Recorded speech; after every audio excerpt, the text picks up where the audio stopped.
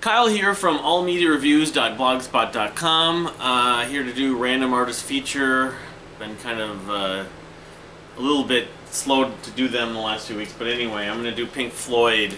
This is not the last Pink Floyd video, but I'll just do the second part. I left off with Obscured by Clouds, which I think is vastly underrated, which is kind of a silly thing to say, but it just is, and it's one of my favorites. But of course, they released right after in '73. I think it was March of '73. The Dark Side of the Moon. Not Dark Side, The Dark Side. It's kind of like names of certain bands. So, yes, here's my copy of the Dark Side of the Moon. I don't think this is anything, I mean, you know, there's probably about 50 different pressings over the span of the time that they've made this record in all the different territories and stuff, but, you know, this is a revered, highly successful, trademark, legendary landmark album in many respects. I won't deny that, and it's an album I do enjoy. My biggest thing about this record, I remember in history, was I heard, I want to say, Brain Damage and Eclipse frequently, and then Time. I mean, a lot of the songs on classic rock radio, but I remembered those two specifically, and then of course in the Rolling Stone issue that I got in the summer of '87, this was one of the top albums, and I thought it was a cool looking cover. So I always wanted I had a lot of curiosity. I'd never heard of Pink Floyd before finding out about this album, and I bought, like, I think it was the 20th anniversary edition when I was working at Sam Goody the summer of '93 at the Mall of America. But, you know, a lot of people praise this. Some people think it's the greatest album of all time, or clearly the best Pink Floyd album and the most influential. I wouldn't deny it being probably the most influential Pink Floyd album. One of the top 5 to 10 influential rock albums of the last, I mean, in history probably, in a lot of respects. Really the concept album per se of a sort. The sort of an album listening versus a song. It really was, even though, you know, Sgt. Pepper's Lonely Hearts Club Band and a few other albums obviously predated it, were directed more toward listening to a full album. But this kind of, it flows really well together. That's probably the biggest strength to the Dark Side of the Moon. But the other things about it, of course, is, yeah, the whole thing almost was played on the radio, and so I got my full dose of this over a number of years, on the classic rock radio specifically. But I guess just looking back at it, and I've seen this live both from the Australian Pink Floyd and Roger Waters. I actually wasn't there but was listening. Anyway, it's been done by many artists. It was covered by a bunch of people on Magna Carta Records, including Shadow Gallery, who have a huge Pink Floyd influence. But my favorites still exist, I guess, would be Time, probably the Brain Damage Eclipse ending. Those are my favorites, I guess. Us and Them I like, but I'm not obsessed with. I think it's epic, but I guess and the whole thing where it syncs up with The Wizard of Oz is probably one of the coolest things with this album and that song. Money, I've kind of, been burnt out on a little bit. I still like it, but I know it's in an odd time signature, just like, I don't know if it's 9/8 or 7/8. Breathe, it just doesn't rank at the top of my favorite Pink Floyd albums the way it's sort of in the middle. I would definitely put it above some other albums, but I would put it below. I'd put it below Obscured by Clouds, Atom Heart Mother for sure. Metal, it's a gray area. I guess if I was going toward one, I would probably take metal just because I love Echoes, but certainly it's better than, I'd put it probably above Piper, and I'd put it some of those other ones that I'm less a fan of. So anyway, that was '73. Of course, then I waited on this. I finally found Dark Side or Wish You Were Here followed the Dark Side of the Moon, of course. And I saw some used copies, which is always expensive. I finally found sort of a rare version of Wish You Were Here, as you can see, the blue one. In fact, among a lot of my favorite records, I hope I didn't just scratch it, or at least records that I found that are sort of prized or, just are a little more unique. This would be among them, if not sort of at the top, because, a blue version, a special edition press color blue vinyl. I think this pressing may be older anyways, but Wish You Were Here followed the Dark Side of the Moon, and I guess from an artistic standpoint and appreciation standpoint, I would lean toward this more than the Dark Side of the Moon. My favorite piece probably being Welcome to the Machine, which is just trippy and very mesmerizing, and just the wall of sound kind of thing. Very Richard Wright. Richard Wright had a lot to do with that particular piece. Of course, the Shine On You Crazy Diamond Suite, which is like whatever the first 4 or 5 parts, and then it goes into like Welcome to the Machine, Wish You Were Here, and or Have a Cigar and Wish You Were Here, is great. I mean, it's not my favorite Pink Floyd epic of sorts, but it's certainly my second favorite part of this record after Welcome to the Machine for sure. And like Transatlantic covered it, and a lot of other artists have covered it. And lyrically, of course, it's the whole album, and that specific song it talks about Syd Barrett, of course. But the song Have a Cigar and Wish You Were Here. Have a Cigar has Roy Harper as the vocalist, which I always think of as Led Zeppelin, the connection. With hats off to Roy Harper, but because he was in the studio and just happened to give a vocal take for that song. Wish You Were Here, of course, I always think of just the acoustic part. It's slow. Another song that both Have a Cigar and Wish You Were Here have been played frequently on radio. I guess Have a Cigar I'm less burnt out on than Wish You Were Here, but both songs aren't terribly overplayed compared to some of the stuff like On the Dark Side of the Moon and some other songs I'll talk about in a minute. But yeah, I mean, again, it's kind of a slightly upper tier Pink Floyd record. It's not my favorite, obviously, but I would put it probably in the top 5 or 6. And I never did get to see the Australian Floyd play this. That would have been more interesting, but how many times are you going to see the Australian Pink Floyd? You can see them 10, 20 times, and I don't know. I love Pink Floyd, but I don't know if I had the interest to do that. So then, and that was 70... Well, I hope I don't get wrong on the date. I think it was 75. Let me just take one more look here, just so I'm getting 70. Yes, it was 75. I don't remember the exact release date, but this pressing. Okay, I'm just looking at it again. It's made in Holland, so yeah, it's an import also, or not printed in America.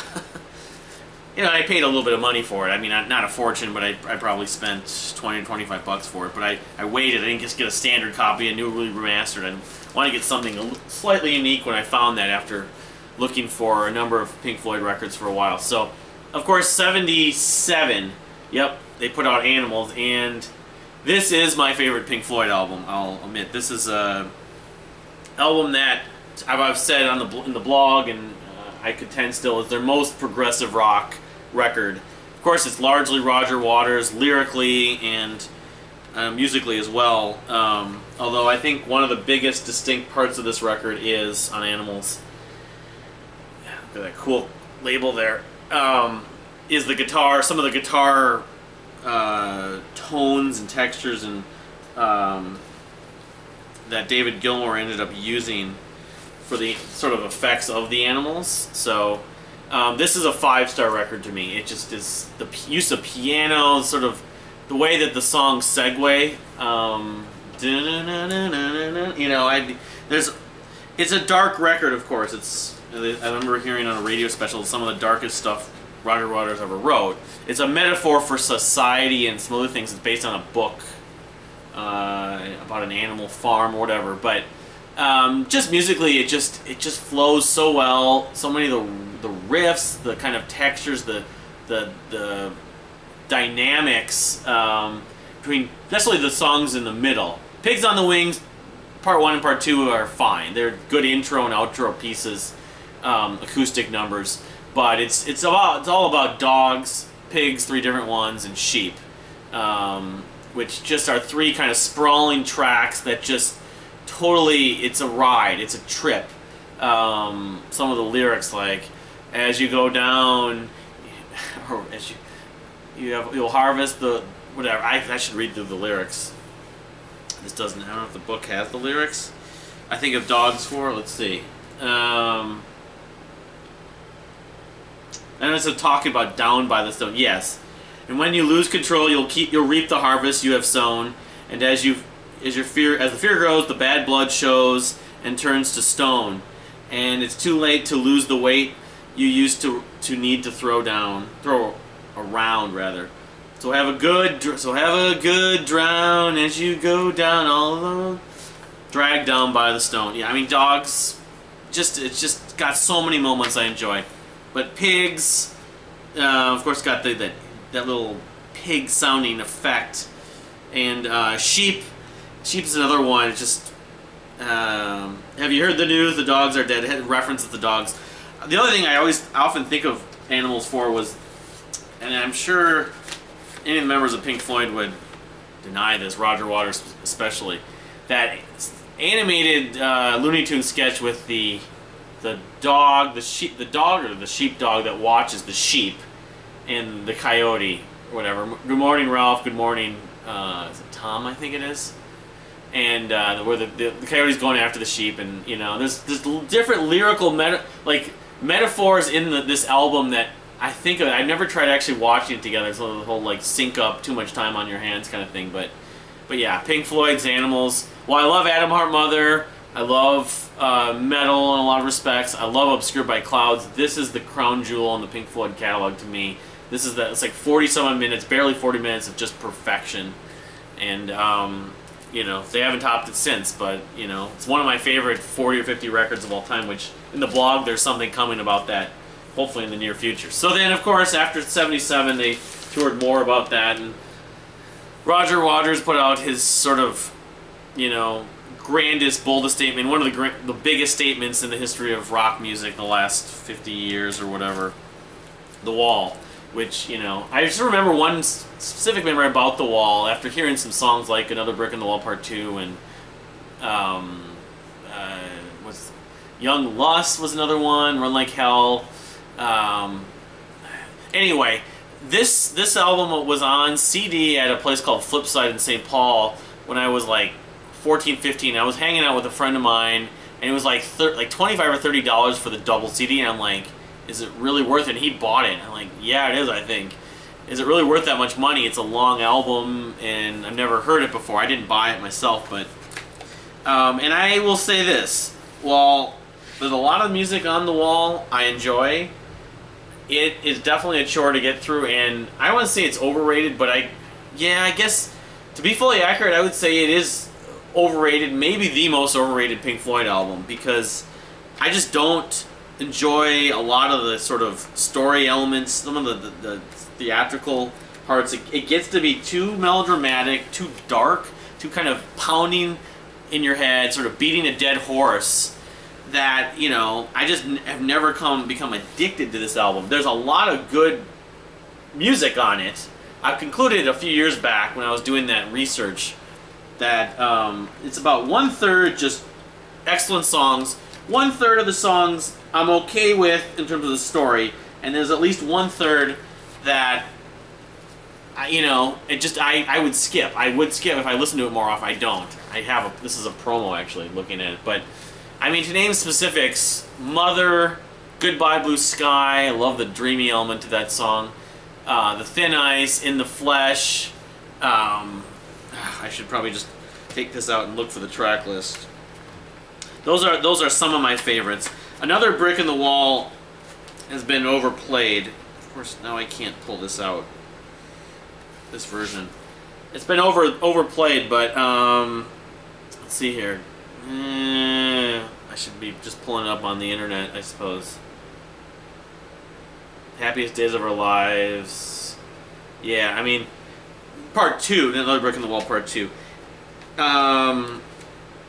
But, there's just, especially the second side. I saw the movie Roger Waters live in Berlin, or is it? Or the live documentary film that he did. Run Like Hell I'm fine with, but there's the trial.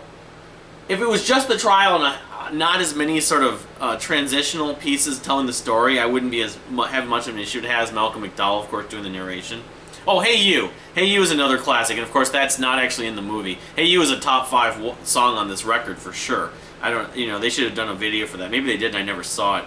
Comfortably Numb, of course, the classic rock staple, and the guitar solo, I won't deny, is magical. It's highly emotional, and even though radio has played that song to death, I don't have as much issue with that as Another Brick in the Wall Part 2.